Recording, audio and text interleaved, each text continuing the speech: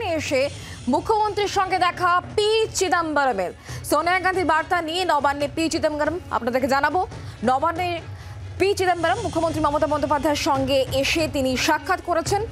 নবান্নে এসে মুখ্যমন্ত্রীর সঙ্গে দেখা পি চিদম্বরমের। সোনিয়া গান্ধীর বার্তা নিয়ে নবান্নে চিদম্বরম যান, মুখ্যমন্ত্রীর সঙ্গে তার সাক্ষাৎ। চিদম্বরম মমতা বন্দ্যোপাধ্যায়ের সাক্ষাৎ ঘিরে ইতিমধ্যেই জল্পনা তুঙ্গে উঠছে, কারণ পি চিদম্বরম তিনি সোনিয়া গান্ধীর বার্তা নিয়ে নবান্নে এসেছেন। মুখ্যমন্ত্রী মমতা বন্দ্যোপাধ্যায়ের সঙ্গে তার এই সাক্ষাৎকে নিয়ে এখনো পর্যন্ত কি খবর পাওয়া যাচ্ছে আমরা জানবো, কথা বলবো। সুতপা এই মুহূর্তে আমাদের সঙ্গে রয়েছেন আমাদের প্রতিনিধি টেলিফোন লাইনে। সুতপা, কি খবর রয়েছে এই সাক্ষাতের বিষয়?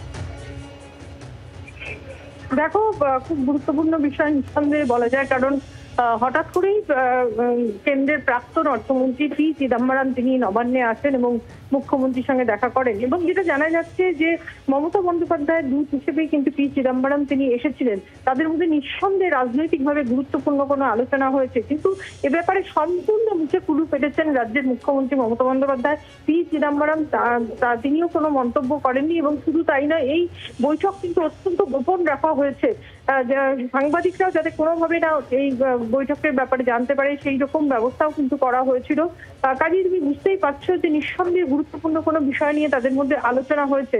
তুমি জানো যে পি চিদম্বরমের বাড়িতে যেভাবে কেন্দ্রীয় সরকারের তরফ থেকে যে অভিযোগ কংগ্রেসের তরফ থেকে করা হয়েছিল কয়েক বছর আগের যে ঘটনা, সেই ঘটনার সময় কিন্তু মুখ্যমন্ত্রী মমতা বন্দ্যোপাধ্যায় পি চিদম্বরমের পাশে দাঁড়িয়েছিলেন। তাদের মধ্যে দীর্ঘদিনের ভালো সম্পর্ক, সুসম্পর্ক রয়েছে, কারণ মমতা বন্দ্যোপাধ্যায় দীর্ঘদিন তিনি কেন্দ্রের মন্ত্রী ছিলেন, তিনি দীর্ঘদিন সাংসদ ছিলেন। কাজেই অত্যন্ত ভালো সম্পর্ক। কিন্তু তার থেকেও বড় যে বিষয়টা যেটা জানা যাচ্ছে যে রাজনৈতিকভাবে যে সোনিয়া গান্ধীর দূত হয়ে তিনি এসেছিলেন, কাজে সেক্ষেত্রে সোনিয়া গান্ধী কি বার্তা পাঠিয়েছেন সেদিকে কিন্তু নজর থাকবে রাজনৈতিকভাবে, নিঃসন্দেহে বলা যায়। এবং বেশ কিছুক্ষণ তারা একসাথে আলোচনা করেছেন বলে আমরা জানতে পারছি। কিন্তু যে বিষয়টা তোমাকে আরো একবার বলছিলাম যে খুব গোপনে কিন্তু পি চিদম্বরম তিনি এসেছিলেন দলীয়ভাবে, অর্থাৎ কংগ্রেসের তরফ থেকেও কিন্তু কোনো রকম তথ্য জানানো হয়নি যে কেন চিদম্বরম তিনি এসেছিলেন মমতা বন্দ্যোপাধ্যায়ের সাথে, কি নিয়ে তার আলোচনা হলো। বর্তমান যে পরিস্থিতি, অর্থাৎ কেন্দ্রের সরকার এবং কেন্দ্রের যে লোকসভা নির্বাচনের যে ফলাফল, এই সামগ্রিক বিষয়গুলো নিয়ে মুখ্যমন্ত্রী মমতা বন্দ্যোপাধ্যায় কিন্তু প্রথম থেকেই তৎপর। বিভিন্ন রাজনৈতিক দলের নেতৃত্ব তারা মমতা বন্দ্যোপাধ্যায়ের সাথে গত এক মাসে যোগাযোগ করেছেন এবং তাদের মধ্যে আলোচনা হয়েছে বলে আমরা জানতে পারছি। কাজেই সেই জায়গায় দাঁড়িয়ে মমতা বন্দ্যোপাধ্যায় অত্যন্ত গুরুত্বপূর্ণ একটা ভূমিকা পালন করছেন। বিরোধী দলগুলো কিন্তু তাদের মধ্যে যোগাযোগ রয়েছে, এবং কংগ্রেস নেতৃত্ব, যদিও এটা ঘটনা যে সাম্প্রতিককালে অনেক প্রশ্ন উঠেছে যে মমতা বন্দ্যোপাধ্যায়ের সাথে সম্পর্ক খানিকটা হলেও সেক্ষেত্রে সোনিয়া গান্ধী বা রাহুলের সাথে সম্পর্ক কি খানিকটা হলেও তলানিতে, এই প্রশ্নও কিন্তু উঠেছিল। কিন্তু সেই রকম একটা পরিস্থিতিতে দাঁড়িয়ে পি চিদম্বরম তাহলে কি খানিকটা হলেও মমতাকে নরম করার জন্যই পি চিদম্বরমকে পাঠালেন সোনিয়া গান্ধী? এই প্রশ্নগুলো কিন্তু উঠছে।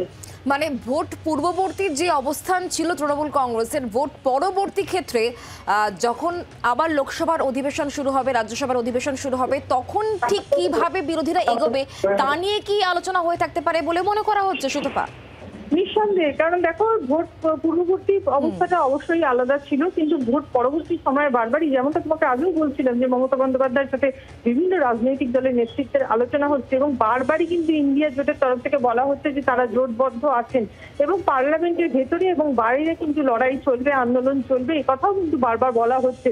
তৃণমূল নেত্রী যেরকম ভাবে বলেছেন, একই সঙ্গে কংগ্রেসের তরফ থেকে বা অন্যান্য রাজনৈতিক দলগুলো বলেছে। কাজে সেই জায়গায় দাঁড়িয়ে ফ্লোরের ভেতরে কি ধরনের তারা শেয়ারিং করবেন অথবা বাইরেও একসাথে আন্দোলন করবেন, এই সমস্ত বিষয়গুলো নিয়ে আলোচনা হতে পারে, তার সম্ভাবনা প্রবল রয়েছে।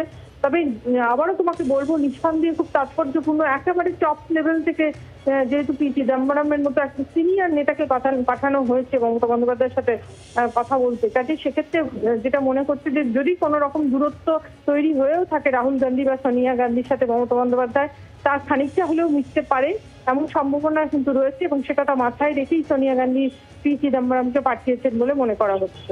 ধন্যবাদ সুতপা।